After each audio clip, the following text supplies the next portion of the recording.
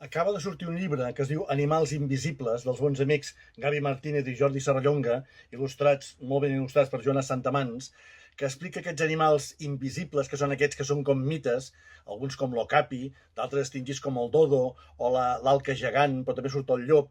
És un llibre molt bonic, molt ben il·lustrat, amb uns textos deliciosos per somiar encara més amb aquestes espècies que costen molt de veure. Hola, oxigenats, com esteu? M'han demanat que us recomani un llibre, ara aquí s'atraca a Sant Jordi, i jo us vull recomanar aquest conte, que es diu Nabresca, una abella. És de la col·lecció Animalons de Menorca, que edita el Golb de Menorca, i explica la història d'una abella que viu a Menorca, però a cada pàgina hi ha un afegit informatiu perquè la gent que expliqui el conte als infants, l'adult que expliqui el conte als infants, pot anar afegint informació a cada pàgina que passa. Llavors, quan s'ha acabat d'explicar el conte, tant l'infant com l'adult saben moltes coses que abans no sabien.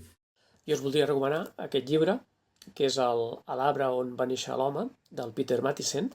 És un llibre relativament poc conegut d'aquest autor, que és sobretot famós per el llibre del lleopard de les neus. El que té d'especial aquest llibre és que és fruit dels viatges que va fer l'autor als anys 60 a la zona de Tanzània i Kènia, i realment és potser, si no el millor, un dels millors llibres que podeu tenir a les vostres mans si us agrada l'Àfrica. Només el podeu trobar en anglès o en castellà, però val molt, molt la pena.